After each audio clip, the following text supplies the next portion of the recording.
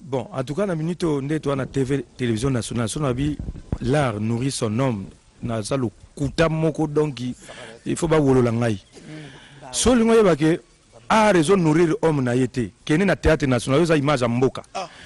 Au même théâtre national, il y a le léopard, il y a un théâtre, c'est-à-dire c'est la fierté du Congo. Peut-être qu'il y a des fonctionnaires, des artistes, il faut tout le monde. Image, il y a Congo, il faut représenter dans le théâtre national. Ce qui est un bâtiment, place d'artistes, na scène, biso bien ezara sacré. Na scène yango mai monge tona na sur la masuba bato ba oba ko louer yango ba comment ko faire louer yango parce que bazana lokoté. Ça ne se fait qu'au Congo parce que ezana mbongo té. Bon, bango ko baza bato à l'état. Fallait ko tunde to diembera na sima na bango. Présenter zo image pour merci. Biso sikoyo ba particulier. Donc toza ba chanson moko une fois tout na baza interview na Berlin. Vous vivez comment? Naza miraculeux parmi les miraculeux bello ba sala art na Congo. Oui. Ça dit nengo toza o la moko yebite ko futa ndaku nenge nini. O ça dit ça passe a réseau futa bisoté. Ko lia kutu ko lobate. Faut ermo fiston nenge nini. Fiston vient na boka nenge nini to kabola moko. Déjà soni pesa passer. C'est pourquoi monito na cadre collectif il y a des artistes naba culturel tout ça là qui coûte marche tout comment qui même pour le changement régime salemi tout profiter tout peut sa makanisi naba kondi o ba koti sika pour ba meka ko changer loko wana ça dit art eza secteur moko eza na mbongo ebele et sengeli ba artiste va profiter na yango mais le coup la politique culturelle eza définité et eza kututé bah ça la proposition na ministre moi zaki wana kufaki banza proposition les alitile parce que c'est pas les idées qui manquent c'est pas les propositions qui manquent c'est pas les textes qui manquent. C'est le parlement non l'assemblée le parlement ceux qui ba aligner yango parmi ba point à ordre du jour bon ça on va voir ça demain parce que on est fatigué mais ceux qui ba simbi comédien mais lycée masanga ou na ngaye pour ba bien président ba batika parce na état oyo tokumisaka bango toza lokola papa moko banda koloba to anotali tanto anolandi tanto eba mike babza biso kwa babine ajoba bapesaka biso panga ya pamba pona kozanga nyama ya kolia na yango alors que culture ezali soki gouvernement asali a organisé yango bien c'est un facteur de développement socio-économique pour mboka na biso ndenge moko na secteur minier. Merci papa Maman Bolingo moi le bamuke pe yango tolobi pona par exemple solution na memo de kotaki vous le ministre wa zakiti ministre ya makamba culture te turoyo te lobango bien lobango tolobi boy turoyo et sengeli batie la biso na tête ya ministère c'est un ministère technique lokola ministère à santé publique oui hein lokola ministère à justice batie la biso te lokola ministère ngo izana FCC na FCC. Donc nous nous adressons à FCC. Ministère yabiso bosala soki ya culture. Soki bakaboli place alors soki batu sili bazona moko azo bude kuna yazo bude kunini.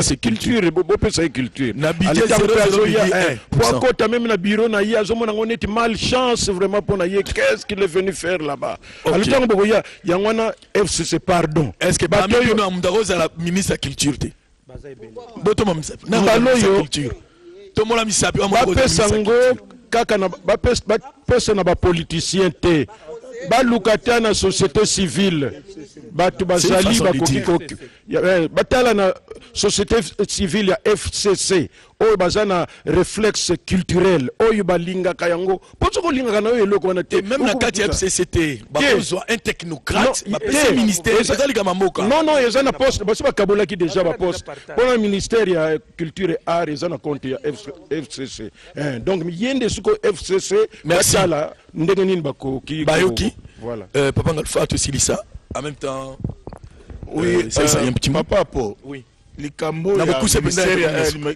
ministère ki bo ba FCC aotia bon ngai na longwe na côté ya désignation ya mutu mais budget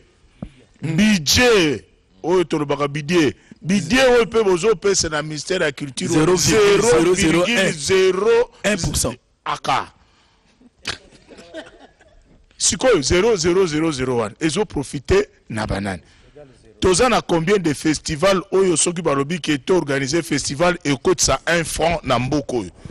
Dans la culturelle homme culture revandi. Ndenge na yebisa bata mususu ebele bavandi abayebi te ke na beta kambunda na yembaka na binaka. Na témoignage na bosa oyo so papa poto ne matanga mu na bandala. Na vandi mindondo na bale na yeba zo beta na monika leka ya telemisinga babine oh tika mbuta wabi na yebi tina nini na telemisi e tangu na telemi bamoni batu bapesi mindondo raison to bombi yango ba facette siko tauna okay na kena yango elobi ata mwana nga sa yawa ba témoin izali ndenge toza na mobimba ba valeur culturelle et vente to bimisango ka na 0,001 et bimate. OK, ça y est. C'est pas bon, tu ça y micro. Mukikaka. Excusez moi, on a signé nous le cas. OK? On va répondre aux questions dans moi 2 ou 3 volets. Il y a le Boucher Zali. Est-ce que l'art nourrit son homme? Oui. Non. L'art est coquille qu'on nourrir mutu. Ils ont quoi chant bilanga. Mutu amta ke ngolona. Oh ya yebika ko teka facilement. Biso mo be artiste to na ba confusion mo we. OK lo na kokoti. Zelango siko ebotaka timkolo tekango. Vraiment, on doit aussi s'aimer au photobook rapide. Au-delà, si il y a un photo pesa, tu as un problème, si il y a un bengi, au batu balobi, si problème, il y a support. Mon biso toi artiste, tu as un objet. Parce que support faut simba biso. On est au ministère, on est au gouvernement, FC, fonds de promotion culturelle, mais nous avons un problème. Le problème, ce n'est pas seulement ces gens-là. Le problème, c'est nous aussi. Est-ce que nous, c'est pas ici de parler de nous. Non, attends, mais laisse-moi. Allez-y. Est-ce que ce qui m'a a télémi et tout cool ya ba artiste boy abina to vanda mais biso to bike ko vanda ma be meto vandi au monite que c'est que biso ne to miyebité soki biso to sangani to komi vraiment mutu moko en vrai sens du mot. Nous avons plus de 1000 groupes à Kinshasa, nous avons plus d'1 million artistes na Kinshasa na bambujima été soki to telemi siko to lobi bon ministère la culture wana. Mais attends, le problème c'est nous. Le problème c'est pas au moins monde to vanda boy. Mutako ya betinga mbata. Mais to ade yo lobité. Ah, lobi ya betande. To veut dire problème ya liboso to zanango bisomoko. Il faut to ba otozali, pour to yeba pe bisika basali la otozali. Lelo. Est-ce que bikana ba artiste mususu ba même pas fond de promotion culturelle? Bana ba maman de na projet. Mais ayebité fond de promotion culturelle les arabes. Bisopé, est-ce que tout ça faut bosser la batelier. Voilà, yango wana na profiter. Président Masumu azawana yenda zali président oyazo kamba biso no soba artiste siko. C'est le moment ya ko continuer ko beta CT, ya unité, ya amour, ya uniforme kaka ya matanga te, mais uniforme ya esprit. Uniforme, continuité uniforme. Toti kalabo moko, toza la union, poto koka ko bunda bitumba fumi o ezali. Merci na artiste nyoso ba répondre lelo. Vraiment ngana zangi mo encore remercier bino na kombo ya RTNC, na kombo ya mokonzi na biso DG Ernest Kabila Ilunga, na kombo ya ba agent et cadre ya RTNC to bino merci. Et puis déjà za kombo mo pena ya coalition. Ana Kabila na Ilunga donc.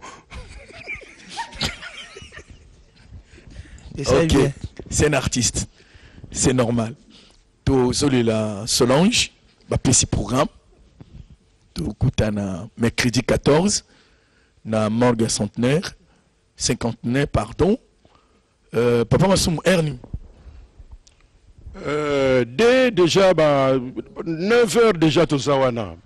Ok. après corps allait exposer dans le stade de martyr, enterrement dans nécropole.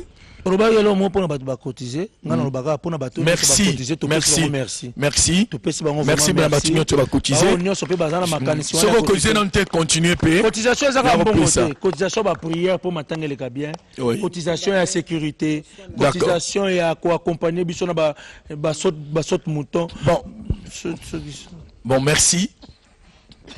Merci pour l'émission spéciale Solange Minono.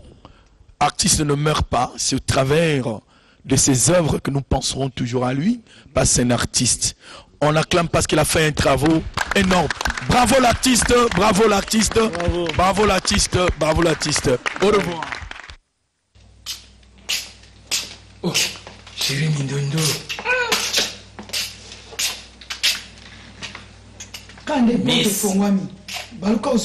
Miss Mindondo. Muningako nawe yamba na bengi yo Sem bima malembe ko papa likamuni ndaka ba shege nini yango esinga finga dio na posa no te papa jura yo ko inga penza na zo finga yo ngai naza na posa na yo te papa yo kingane na lobite fanza muninga oyo kalikambo ayi nango naza besoin oyo kate boulevard du 30 juin ngai ka moko tele magana sendwe na sala makambo yo somoni ke bana wala sala makambo na bino eza ya ngai naza na ndeo na eloko na kindumba na eza ya ngai baluko bima ya mata koko wana zoma koko wana koko za garçon moi za moi sérieux yo basi pona na lara ya yana wana eza bloka yana wati me yemu ko oza boyete c'est un garçon na comprendre au ko pese mon conseil obi